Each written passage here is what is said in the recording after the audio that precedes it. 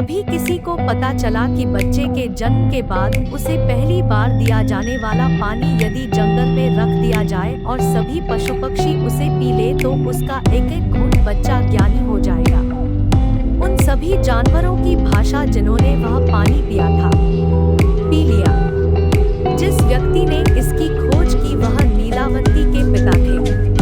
नीलावंती के जन्म से 3 दिन पहले उसके पिता ने जंगल में एक बर्तन में पानी भर दिया था।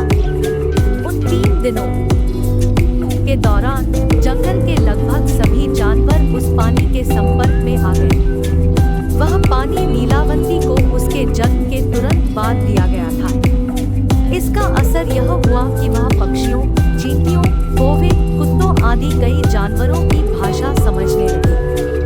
वह जानवरों की भाषा समझती थी और उन्हें उन्हीं की भाषा में जवाब देती थी। लेकिन जब गांव के लोगों ने सुना कि छोटी बच्ची के मुंह से इंसानी भाषा से पहले जानवरों की आवाजें निकल रही है, तो उन्होंने उसके पिता को बताया कि यह बच्ची शापित है। इससे गांव में कुछ परेशानी आ सकती है, आप उसे जीवित नहीं रख सकते। नीलावंती के पिता ने गांव वालों को समझाया कि यह सिर्फ उनके प्रयोग का नतीजा है, लेकिन किसी ने उनकी बात नहीं सुनी। एक पंचायत बुलाई गई और सभी ने सर्वसम्मति से निर्णय लिया कि जो लड़की जानवरों की आवाजें निकालती है उसे जीने का कोई अधिकार नहीं है। संभव है कि इसके माध्यम से जंगली जानवर, सांप और बिच्छू गांव में प्रवेश कर जाएं और हमारे बच्चों और प्रियजनों को नुकसान पहुंचाएं। अगर उससे पहले ही इस लड़की को मार दिया गया तो इसकी शामत नहीं आएगी। नीलावंती के पिता ने यह प्रयोग इसलिए किया था क्योंकि वह जानवरों की अद्भुत दुनिया के रहस्य को समझना चाहते थे कि कैसे ये जानवर भूकंप, उल्कापात, बाढ़, बारिश के प्रमाण और समय को पहले से जान लेते हैं। अगर हम ये बातें जान लें तो हम भी इंसान को कई परेशानियों से बचा सकते हैं। जब नीलावंती के माता पिता को पंचायत के फैसले के बारे में पता चला तो उनके पैरों के नीचे से जमीन खिसक गई। नीलावंती की मां ने कहा कि हमें किसी भी तरह से इस लड़की को बचाना चाहिए। भाषा जानने के कारण जिन जानवरों की जान खतरे में थी वे अब इसकी रक्षा करेंगे। मात्र 12 दिन की नीलावंती को लेकर उसके माता पिता जंगल की ओर भाग गए और वहीं उसके साथ रहने लगे। नीलावंती को भी जंगल बहुत अच्छे लगे और नीलावंती को भी जंगल के सपने अच्छे लगे। नीलावंती भाषा बोलने वाले सभी जानवर नीलावंती से बहुत प्यार करते थे। जो लोग भाषा नहीं जानते थे, नीलावंती ने सहयोग से उनकी भाषा सीख ली। जब वह 2 साल की थी तब नीलावंती जंगल के किसी भी जीव की भाषा बोलने और समझने लगी थी और साथ ही वह अपने माता पिता से इंसानी भाषा में बात भी कर रही थी। उनके पिता का सपना सच हो गया था। नीलावंती के माध्यम से उसे ऐसे रहस्य पता चल रहे थे जो उसने पहले कभी सुने भी नहीं थे। कई बार जानवर या सांप नीलावंती को कहीं गड़े खजाने के बारे में बताते थे। तब नीलावंती के पिता जाकर उस जगह से खजाना ले आते थे और गुप्त रूप से उससे कई गरीब लोगों की मदद करते थे। इस प्रकार 16 वर्ष बीत गए। अब नीलावंती एक अत्यंत सुंदर किशोरी में बदल गई थी। एक बार की बात है, नीलावंती के पिता का पीछा करते हुए 5 से 6 लुटेरे उस जंगल में पहुंच गए। नीलावंती और उसके परिवार के अस्तित्व के लिए जो कुछ भी आवश्यक था वह उस जंगल से उपलब्ध था। थोड़ा सा खर्च सिर्फ कपड़ों पर हुआ था, जबकि उसी गुफा में ढेर सारा खजाना पड़ा हुआ था। जब लुटेरों ने उसे देखा तो उनकी आंखें चौंधिया गई। यह उसके लिए बहुत खुशी की बात थी कि उसे बिना किसी मेहनत के बहुत सारा खजाना मिल गया। जब तक नीलावंती मौजूद थी, कोई भी उस गुफा की ओर नहीं आ सकता था क्योंकि जंगल के सभी जानवर उसकी रक्षा करते थे और उनके माध्यम से उन्हें किसी भी घटना के बारे में पता चल सकता था। लुटेरों ने खजाना छीनने के लिए नीलावंती के माता पिता की हत्या माध्यम से नीलावंती को तुरंत पता चल गई, लेकिन पहुंचने में थोड़ा समय लगा। जब तक वह पहुंची, लुटेरे जा चुके थे, लेकिन ज्यादा दूर तक नहीं जा सके। नीलावंती ने जानवरों को संदेश भेजा कि जंगल से कोई भी जीवित बाहर नहीं आना चाहिए। लुटेरे जंगल से बाहर नहीं निकल सके। रास्ते में हाथियों के झुंड ने उन्हें कुचल दिया। लेकिन इस घटना से नीलावंती को बहुत दुख पहुंचा। उनके हृदय पर गहरी चोट लगी। उनके पिता बहुत ही साधु व्यक्ति थे और वे कभी किसी का अहित नहीं चाहते थे। अब तक नीलावंती के लिए जंगल के जानवर ही सब कुछ थे। उनके लिए जीना और उनके लिए मरना नीलावंती के जीवन का उद्देश्य बन गया था। लेकिन अपने माता पिता की हत्या के साथ ही उसे समाज के बुरे लोगों को नष्ट करने का एक और उद्देश्य मिल गया। इसके लिए जरूरी था कि वह खुद मौत से बच सके। जानवरों से पूछकर उन्होंने संजीवनी बूटी का पता लगाया, जिसे खाकर मनुष्य मृत्यु से बच सकता था। जब उसने वह जड़ी खा ली तो वह मृत्यु के भय से भी मुक्त हो गई। उन्होंने कई ऐसे लोगों की हत्या की जो समाज के लिए खतरा थे, और अपने पिता की तरह कई लोगों की मदद भी की। उनकी अमरता, जानवरों की भाषा समझने की उनकी अद्भुत शक्ति, इसके कारण उनकी गिनती महानों में होने लगी। कुम्हार वे लोग होते हैं जिनके पास अद्भुत शक्तियाँ होती हैं। उनकी गणना भगवान शिव के गणों में भी की जाती है। एक बार की बात है, एक युवा व्यापारी जंगल से होकर कहीं जा रहा था। वह अपना माल बैलगाड़ी में रखकर एक गांव से दूसरे गांव तक बेचा करता था। वह पहले कभी इस रास्ते से नहीं गया था, इसलिए उसे नहीं पता था कि इस जंगल में किसी अजंती का प्रवेश वर्जित है। क्योंकि नीलावंती के माता पिता की हत्या के बाद जंगल के जानवर नीलावंती की सुरक्षा को लेकर बहुत चिंतित थे। वे किसी को भी जंगल में प्रवेश नहीं करने देते थे। लेकिन वह व्यापारी अंदर आ गया था। भेड़िए उसकी बैलगाड़ी का पीछा करने लगे। भेड़ियों के झुंड को देखकर बैल डर गए और जोर जोर से भागने लगे। बुरी तरह खींचे जाने के कारण बैलगाड़ी पत्थरों से टकराकर टूट गई। व्यापारी गिरकर बेहोश हो गया। बैल जंगल से बाहर भाग गए। जब नीलावंती को उस व्यापारी के बारे में पता चला तो वह उसके पास पहुंची। उन्होंने देखा कि एक सुंदर युवक बेहोश पड़ा है। उनके सिर पर गहरी चोट लगी है।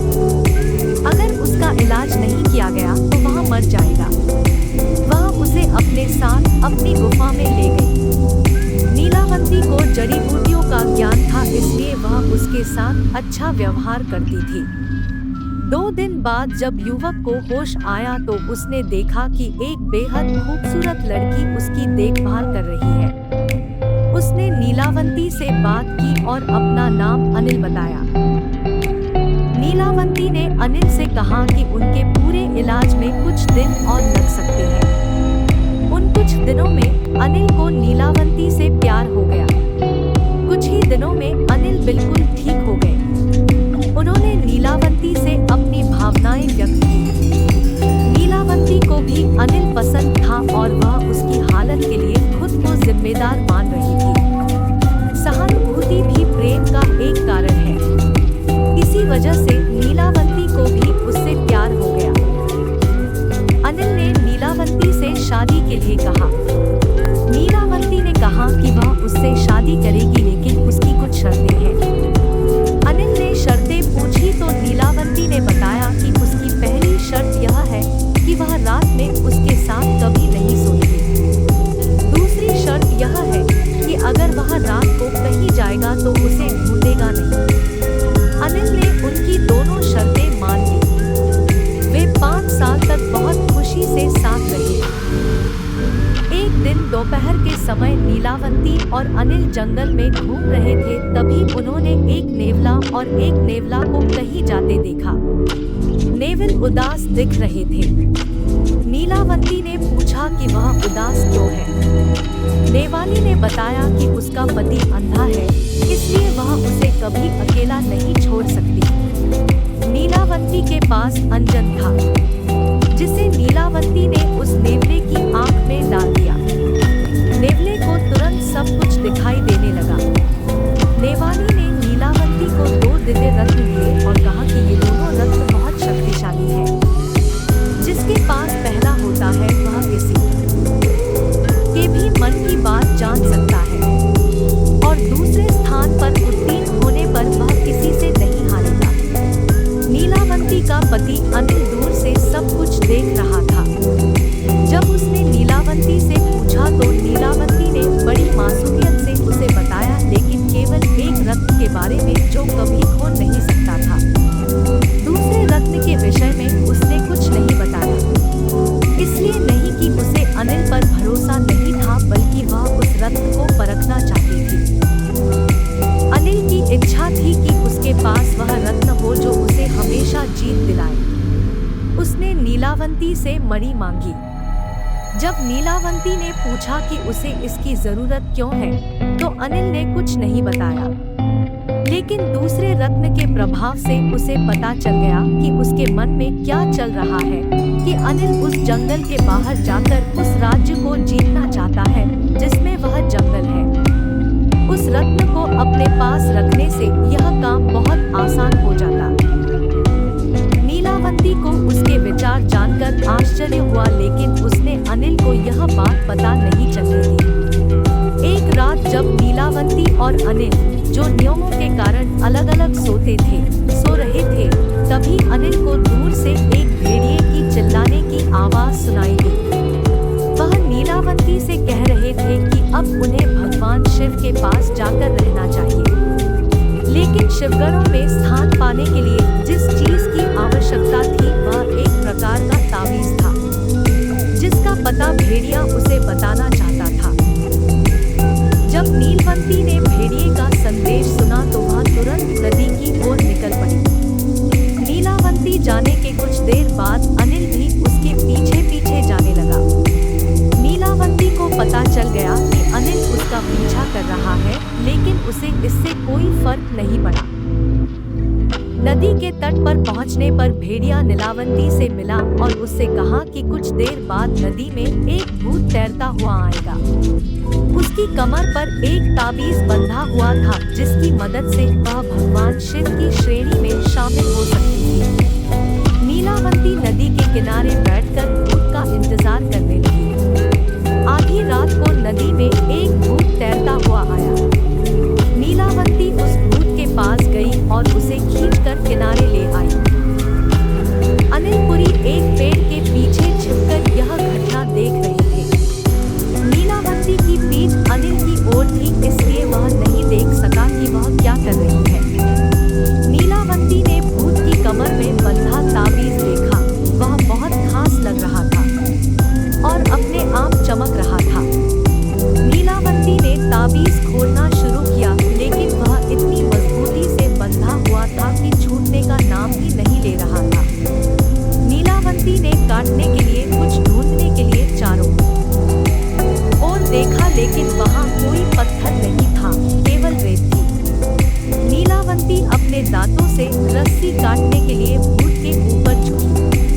पीछे से यह घटना देख रहे अनिल को लगा कि नीलावंती को कोई भूत खा रहा है। वह बहुत डर गया और भागकर गुफा में बैठ गया, ताकि नीलावंती को कुछ पता न चले। अनिल को नहीं पता था कि नीलावंती ने उसे अपने पीछे आते हुए देखा है। बड़ी मुश्किल से ताबीज निकालने के बाद नीलावंती उसे अपनी गुफा में ले गई। अनिल वहीं बैठा था। उसने पूछा कि वह कहाँ गई थी। नीलावंती ने उन्हें विवाह के समय की स्थिति की याद दिलाई, लेकिन अनिल ने कहा कि उसे सब पता है कि वह एक मुर्दे को खाने गई थी और अब वह ऐसी महिला से कोई रिश्ता नहीं रखना चाहता और वह उसे छोड़ रहा है। नीलावंती ने उसे रोका नहीं, बल्कि समझा